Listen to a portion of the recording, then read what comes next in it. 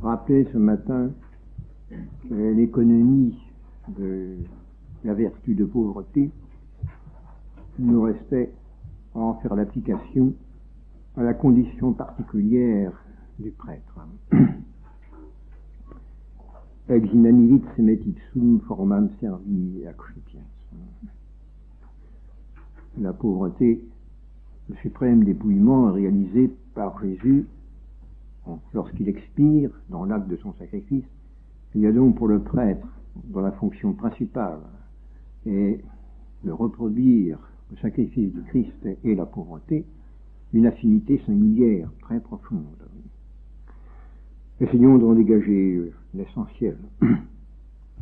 Et d'abord, observons que le sacerdoce, de par son acte, de par l'acte qui lui est essentiel, réalise l'économie de la pauvreté, qui, nous l'avons vu ce matin, consiste en 3 points.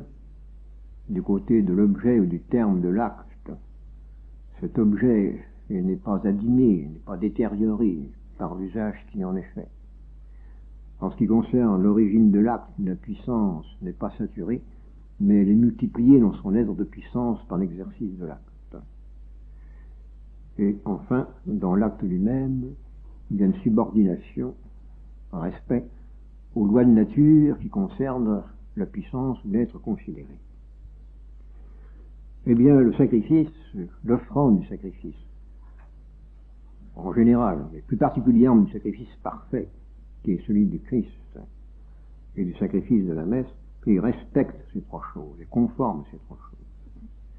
Je l'évoque simplement ce soir, puisque nous aurons y revenir, en parlant de la finalité du sacrifice, mais il est impossible, si on veut comprendre la profondeur du rapport qui existe entre le sacerdoce et la pauvreté, et de ne pas traiter cette question, envisager cette question par rapport à ce qui est l'acte essentiel du sacerdoce et qui est l'offrande du sacrifice. Bien que l'offrande du sacrifice n'altère pas l'objet qui est visé par le sacrifice, c'est évident, puisque cet objet c'est Dieu lui-même. Il est au contraire à la question de reconnaître la transcendance, l'absoluité de Dieu. Donc, de ce côté, et en offrant le sacrifice, nous restons les humbles créatures qui ont conscience de n'être admises à offrir le sacrifice que par miséricorde. Et Jésus lui-même a ressenti ce tremblement propre de l'homme, de la créature, bien qu'il ne fût pas créature absolument parlant. Son humanité est quelque chose de créé. Il a ressenti, à l'approche de Dieu, à l'approche de la mort, à l'approche de Dieu, ce tremblement que nous éprouvons lorsque nous frôlons les choses sacrées. Donc, l'économie de la pauvreté se trouve là réalisée du côté du terme d'une manière suréminente.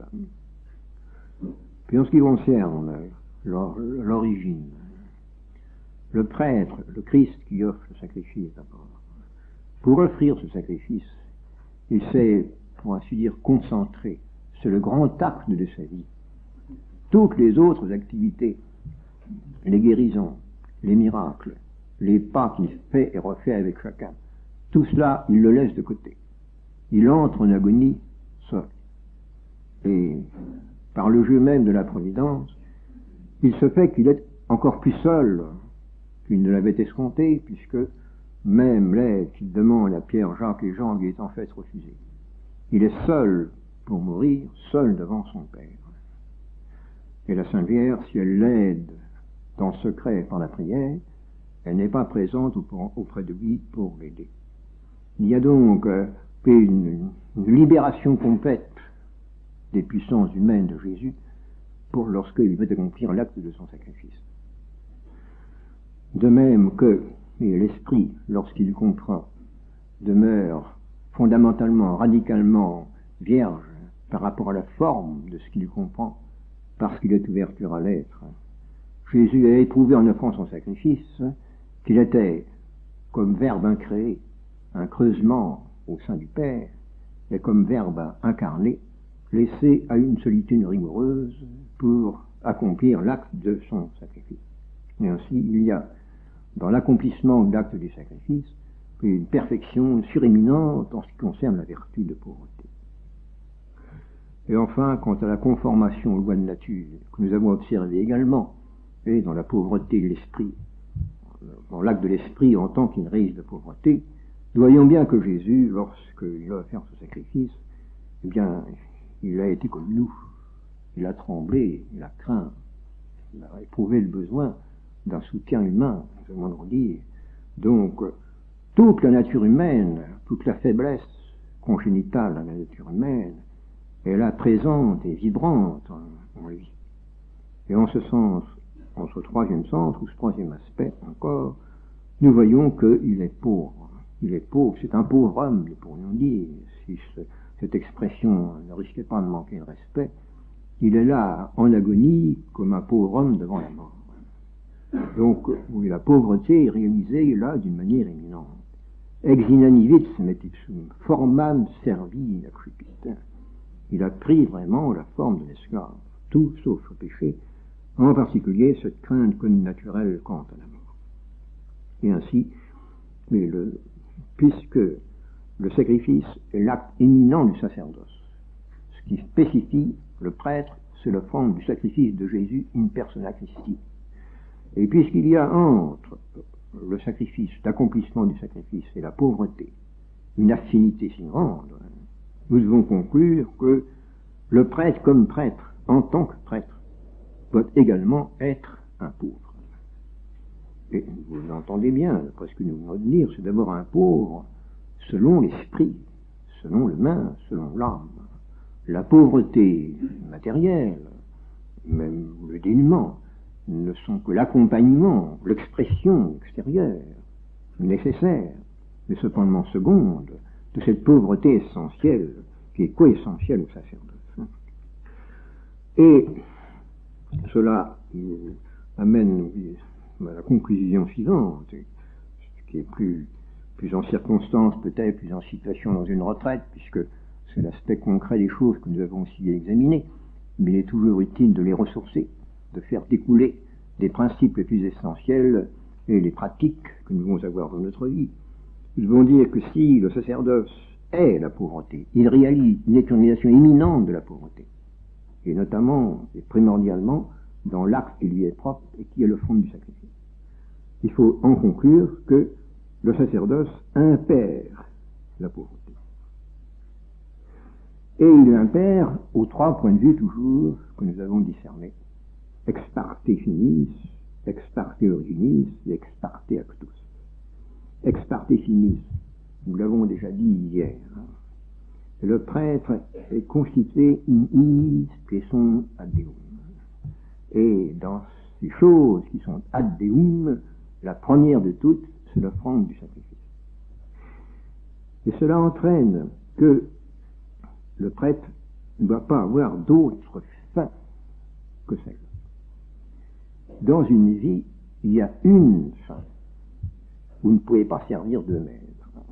Et cela, qu'on le veuille ou non, on ne sert jamais deux choses. On n'en sert qu'une, de facto. C'est impossible autrement. Parce que l'action est toujours spécifiée par un but unique. Et si en fait, il y a des propos, des dessins, des projets qui entrent en compétition, inéluctablement, l'un passe avant et l'autre après. C'est la seule façon d'ordonner, de faire l'unité, là où il y a une pluralité de choses. On ordonne l'une à l'autre. Il n'est donc pas impossible, et puis dans la vie d'un prêtre, il y a plusieurs choses, plusieurs fins. Mais il faut faire très attention que la fin du sacerdoce, c'est l'offrande du sacrifice. Ce sont les choses qui sont ad deum, et pas autre chose. La fin primordiale, c'est celle-là. Et on ne peut donc pas ajuster la finalité du sacerdoce, qui est l'offrande du sacrifice, à une autre fin, si bonne soit-elle, si excellente soit-elle. Parce qu'il ne peut pas y avoir de fin plus haute que celle de l'offrande du sacrifice. Et la rémission des péchés. Toutes les choses qui sont ad deum, c'est-à-dire celles pour lesquelles Dieu seul peut accomplir ces choses. Dieu seul peut accomplir ces choses. Dieu seul remet le péché. Dieu seul accueille le sacrifice. Dieu seul donne au sacrifice la valeur d'être sacrifié. Et ceci Et je ne pense pas avoir tellement à insister ici. Mais on y a beaucoup manqué depuis une cinquantaine d'années. Parce qu'on a laissé les prêtres s'engager dans toutes sortes d'activités qui étaient utiles, et même très utiles, mais qui n'étaient pas essentiellement sacerdotales. Alors, immanquablement, et la rivalité entre les saints, qui ne peut pas ne pas se produire, puisque quand on agit, on n'a qu'une seule fin, de facto. Donc, s'il y en a plusieurs, eh bien, l'une passe après l'autre. Très souvent, et c'est la fin seconde, même excellente, qui l'a emporté sur la fin propre du sacerdoce. En sorte que les prêtres se sont trouvés dévoyés. Au lieu d'être sur la voie qui consiste à être dans le Christ qui est la voie, en fait, ils se sont consacrés des activités secondes, utiles sans doute, mais secondes, et le sacerdoce n'était plus qu'un moyen de mieux accomplir ces activités secondes. Il y a là, oui, un glissement d'optique qui est grave, qui est une sorte de sacrilège, si on va jusqu'au bout. Sacrilège, puisque c'est traité comme s'il était second, une chose sacrée, et la chose qui est sacrée par excellence. Donc nous devons toujours nous défier, mais lorsque nous sommes engagés dans ces voies, c'est bon, je peux pour vous, une seconde, je vous dis ce qui est arrivé, ce dont je suis le témoin, qui d'ailleurs ne se rapporte pas tout à fait directement à ce que nous disons, mais qui cependant l'illustre assez bien. Dans les universités catholiques, il y a une cinquantaine d'années, on aimait faire appel aux religieux. Vous ne devinerez jamais pourquoi. C'est parce que les religieux étaient censés, ce qui est vrai d'ailleurs, vivre sous un régime communautaire. Donc, leur entretien coûtait moins cher. En sorte que le traitement des professeurs religieux était la moitié de celui des autres professeurs. Et donc, on utilisait habituellement, au maximum du possible, les religieux. C'était une question budgétaire. Reste à voir s'il était tellement utile que ce soit des religieux qui enseignassent les mathématiques. Hein? Ça m'est arrivé. Quand on connaît le dessous des choses, c'est discutable. Hein? Bien là se pose, du point de vue institutionnel, moi, je ne devais pas intervenir, je n'avais qu'à faire ce qu'on me disait de faire. Mais se pose au point de vue institutionnel le problème que nous soulevons. Et dans l'ensemble de l'Église, est-ce qu'il convient d'utiliser des prêtres pour des tâches qui ne sont pas essentiellement sacerdotales? Il arrive que cette question soit très difficile dans le concret. Lorsque les choses sont très simples, une distinction qui est très claire à l'abstrait peut, dans le concret, l'être beaucoup moins. Il y a des tâches d'enseignement dans lesquelles la présence d'un prêtre peut être utile, mais cependant, le but du prêtre, la fin du prêtre, reste toujours le sacré, l'accomplissement du sacrifice. Il se peut que le prêtre trouve un champ privilégié d'exercice de son ministère sacerdotal dans tel ou tel secteur de l'activité humaine, mais il ne faut jamais que le sacerdoce soit un instrument pour accomplir cette tâche qui est seconde. À cet égard, il y a une pauvreté, mais qui est co-essentielle au sacerdoce. Une pauvreté par rapport à toute finalité qui n'est pas la fin du sacerdoce lui-même. Et nous devons être très rigoureux sur ce point. Il ne faut pas que les activités secondes, si hautes soient-elles, viennent paralyser, pour ainsi dire, faire concurrence à l'activité sacerdotale. Il y a d'autres exemples. Et quand on entre dans le concret, ça devient tout de suite très complexe. Mais vous savez, vous avez vu dans le droit canon, très probablement, que les prêtres n'ont pas le droit d'exercer la médecine. Ce qui, dans les campagnes, se fait cependant assez souvent. Et ça s'explique. Ou en mission. Il faut bien soigner les gens. Donc, c'est une prescription du droit canon qui peut paraître étrange et même braconnière. On l'explique très bien. Et l'expérience montre que si un prêtre exerce la médecine, il a généralement un très très grand crédit. Je l'ai observé, évidemment. Les gens sont soignés par le curé. Ça ne leur coûte rien. C'est très facile. Hein. Et en général, ils sont soignés avec suffisamment de compétences, parce qu'il ne s'agit pas de beaucoup de maladies très importantes. Donc pour la médecine courante, si vous voulez, le curé fait pratiquement l'affaire. Et qu'est-ce qui arrive? C'est que quand ce curé-là s'en va, un jour ou l'autre, il est hors circuit, il ne peut pas continuer, tout le monde s'en va.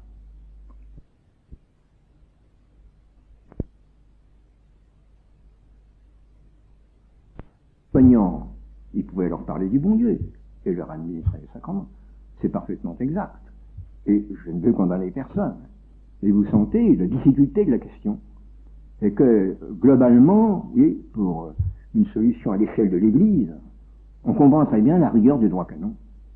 Parce que le fait de mêler deux activités différentes entraîne que dans l'esprit des gens, et souvent dans l'esprit des prêtres, ils sont beaucoup plus préoccupés finalement de trouver les médicaments appropriés, puis de faire une paraclèse appropriée à la médecine qui s'administre, n'est-ce pas, que de dire pieusement la messe, inéluctablement.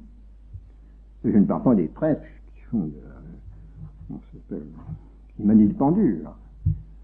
La race est extrêmement répandue, encore maintenant, je ne sais pas si vous le savez. Hein. Et c'est un très très gros succès. Mais là, les médecins aussi protestent. Et je ne peux pas entrer dans cette querelle. Il est certain que les affinités psychologiques qu'il y a entre le penduliste et puis ses clients jouent un très grand rôle dans la guérison. Mais enfin, c'est souvent efficace, il faut le reconnaître, efficace psychologiquement. Mais ça a aussi de très graves inconvénients. Ça majore, si vous voulez, les inconvénients du prêtre médecin, plus ou moins médecin. Ce sont des cas, c'est d'ordre trivial, je m'excuse de vous rappeler ces choses. Je risque de vous faire manquer au recueillement. Mais enfin, ça illustre assez bien, vous voyez, dans le concret, ces difficultés que vous êtes appelés à rencontrer dans l'exercice du ministère apostolique. Il faut nous souvenir toujours que nous sommes les hommes de Dieu, et donc les hommes du sacrifice, qui offrent le sacrifice, et qui remettent les péchés au nom du Christ, et qui administrent le sacrement au nom du Christ. Ça suffit pour occuper un homme, n'est-ce pas? C'est possible. Et il s'ensuit également que dans notre psychologie à nous, parce que si nous sommes prêtres, oui, officiellement et spectaculairement, qu'au moment où nous célébrons la messe, nous sommes ministres dans une cérémonie, il reste que nous sommes prêtres toujours. Donc, c'est dans notre psychologie concrète que cet ajustement des freins doit se réaliser d'une manière permanente. Et ceci est important pour vous qui êtes candidat à la prêtrise, qui serez prêtre demain ou après-demain. Il faut bien vous mettre dans l'esprit que vous êtes pour le bon Dieu. On dit tout en disant ça. Et remarquez que les fidèles ont tout de même un instinct, ils ont l'instinct de la foi. Et ils préfèrent de beaucoup un prêtre qui est profondément convaincu, qui s'adonne à son ministère, qui est vraiment l'homme de Dieu, au prêtre qui est nécessairement un peu camarade, et qui est leur médecin, leur confident. Ils aiment bien cela, c'est certain. Mais ils préfèrent de beaucoup le prêtre qui est vraiment le prêtre. On gagne, en appliquant les principes de manière rigoureuse, on est sûr de gagner la confiance des meilleurs, et par là de tout l'ensemble. Voilà donc les ex parte finis. Le sacerdoce exige une certaine pauvreté. Pauvreté parce que détachement de toute finalité qui est étrangère ou qui ne rentre pas d'une manière immédiate sous la finalité propre du sacerdoce, et qui est d'être in iis sunt ad Deum. Et puis, pareillement, ex parte originis, c'est-à-dire que l'acte de l'esprit, je reprends le paradigme dont nous étions partis, n'est-ce pas? L'esprit reste libre, même dans l'acte où il comprend une chose, l'esprit reste libre pour comprendre toute chose, parce qu'il est ouvert sur l'être. Eh bien, le prêtre doit toujours rester ouvert sur Dieu, sur toute l'étendue infinie et absolue du mystère de Dieu et des choses de Dieu, même au moment où il est engagé dans une chose. Et cela, d'une manière très très ordinaire, très banale, il faut savoir rester dans une atmosphère surnaturelle, mais transcender les circonstances concrètes. Si vous avez, par exemple, à écouter une personne, c'est souvent fatigant. Eh bien, il faut rester capable d'en écouter beaucoup d'autres. Au moment où vous en écoutez une, que l'ampleur de votre oui intérieur ne soit pas saturée dans le fait d'une confidence. C'est un petit peu surhumain. Ceux qui ont quelque expérience de cette chose me comprendront mieux que vous qui ne l'avez pas. Mais ça illustre bien cette possibilité de non-saturation et cette exigence de non-saturation qui est exigée du prêtre, justement parce qu'il est consacré aux choses qui sont aldémon. De même, je reprends la comparaison, que l'esprit connaturellement, s'il reste fidèle à sa nature, et donc s'il reste sage, et l'esprit doit ne jamais se saturer par quelque chose que ce soit, parce qu'il est capable de comprendre tout. Eh bien, à plus forte raison, le prêtre, quelle que soit la tâche à laquelle il se consacre, si concrète soit-elle, je prends l'exemple d'une confidence que nous recevons, des confessions que vous avez à entendre, ou de tel ministère particulier que vous avez exercé, le prêtre doit rester capable de tout ministère au service de Dieu. Parce qu'il est de Dieu. Et qu'il a, dans le caractère qu'il a reçu, dans la grâce qui accompagne la collation de ce caractère, il a justement la force et la lumière pour rester ouvert à toute exigence de Dieu à chaque instant. Et enfin, ex parte actus, la pauvreté qui est exigée du prêtre, ex parte actus, consiste dans un détachement permanent. C'est-à-dire que, quelle que soit la chose que nous faisons, nous ne devons jamais, je vous l'ai déjà dit l'autre jour, nous prendre au sérieux. Ne jamais croire que ce que nous faisons, que de ce que nous faisons, dépend le salut de l'Église, ou le salut des âmes. Il faut le faire de tout son cœur. Il faut y croire parce que nous devons le faire, au nom, en accomplissant la volonté du bon Dieu. Mais il ne faut pas établir une proportion trop directe, une connexion trop directe entre l'œuvre que nous accomplissons et l'effet que nous en attendons. Nous sommes, il ne faut pas évidemment exagérer, mais l'occasionnalisme de Malebranche ne serait pas ici hors situation. C'est plutôt les occasions de la grâce du bon Dieu que nous sommes les instruments. Je ne parle pas des sacrements que nous exerçons et que nous administrons et qui, eux, opèrent, ex opere operato. Mais pour tout ce qui concerne notre influence psychologique, nous sommes plutôt des occasions de la grâce du bon Dieu que des instruments au sens propre. Il plaît au bon Dieu de se servir de nous d'une manière intense et inattendue et surprenante dans certains cas, et puis il y a d'autres cas dans lesquels nous pouvons avoir fait tous les efforts que nous voulions, et en fait, zéro, sinon moins que zéro. Ça arrive. Eh bien, il faut être détaché. Détaché inacte. Le prêtre est pauvre. Et cela, c'est une subordination à la condition humaine, il y a la contingence, il y a le jeu des causes secondes qui est imprévisible, qui est indéfini, il y a le libre arbitre de part et d'autre, une foule de choses que nous ne pouvons ni prévoir, ni maîtriser, qui jouent tantôt contre et tantôt pour, en faveur de l'action que nous poursuivons. Bien, tout cela, nous devons l'accepter à forfait, d'avance. C'est Dieu qui opère. Nous sommes des serviteurs inutiles. Je n'aime pas cette traduction. Je crois qu'elle n'est pas exacte. Je crois que le texte dit nous sommes des serviteurs inutilisés ou bien utilisés. Nous sommes utiles quand Dieu nous utilise. Et nous sommes inutiles quand il ne nous utilise pas. Mais précisément, nous devons être dans une sainte indifférence quant au fait d'être utilisés ou de ne pas être utilisés. Quoique étant toujours en attente, de par l'effet du zèle, à l'égard de l'œuvre du bon Dieu que nous avons à accomplir. Enfin, tout ce qu'on pourrait dire là-dessus. Puis il y a également, je vous signale également, dans cet ordre de choses qui n'est rien, qui s'insère assez directement, le conflit toujours latent et même actuellement souvent très violent entre le cléricalisme et le laïcisme.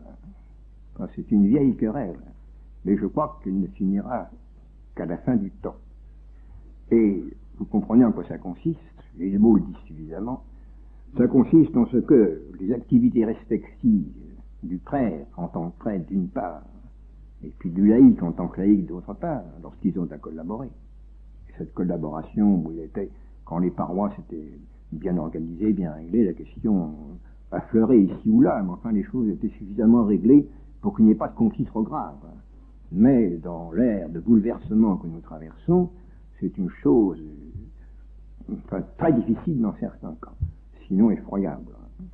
Il y a les cléricaux et les anticléricaux, le laïcisme et le cléricalisme. Je ne veux pas, je risquerais d'être indiscret en donnant des précisions, mais je peux vous assurer que dans les groupes, puisqu'il y en a de multiples, les groupes, eh bien il est rare qu'il n'y ait pas l'un ou l'autre. C'est-à-dire que les clercs en veulent trop, ils se mêlent des choses qui au fond ne les regardent pas.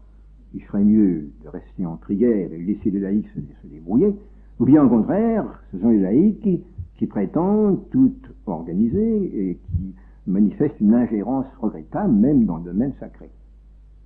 Alors là, et ce que nous avons, nous reprocher, je crois qu'il vaut mieux être un peu en dessous. Oui. Il vaut mieux ne pas risquer d'être trop clérical et l'être un peu moins, à mon humble avis. Parce que ça ne donne rien de bon en général. Et il y a un cléricalisme, le cléricalisme épouse évidemment le tempérament des différents prêtres qui l'exercent. Il y en a qui est violent, il y en a qui est candide, il y a tous les genres dans ce. Mais c'est le même genre. Je vous donne un exemple, je vous assure que je ne l'ai pas inventé, je n'aurais jamais inventé une chose pareille. Mais de cléricalisme candide, qui consiste à dire ceci. Le prêtre l'emporte sur le laïc, concedo. Donc, tout ce dont le laïc est capable, le prêtre aussi en est capable.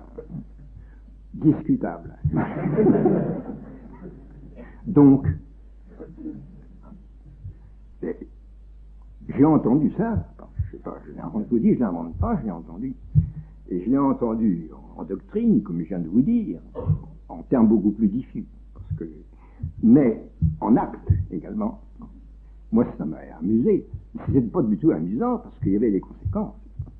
Eh bien non, bon, ça va pas. La spécification des genres. On dit, rendez au prêtre ce qui est au prêtre et rendez au laïc ce qui est au laïc. Ça, c'est facile à dire. Mais quand il s'agit dans le concret de tracer la ligne de séparation, la ligne de partage, ou l'imbrication entre les domaines, c'est quelquefois plus difficile. Alors nous avons, à nous tenir en défiance. Le cléricalisme est un manquement à la pauvreté sacerdotale, au sens, nous disions tout à l'heure. Notre sacerdoce ne nous appartient pas. Nous sommes dépositaires du sacerdoce. Nous l'exerçons au nom de Dieu. Mais nous ne devons donc pas infiltrer des exigences ou des préférences de tempérament et les faire prévaloir parce que nous sommes prêtres. Il y a là une discrétion qui est souvent difficile, il faut le reconnaître.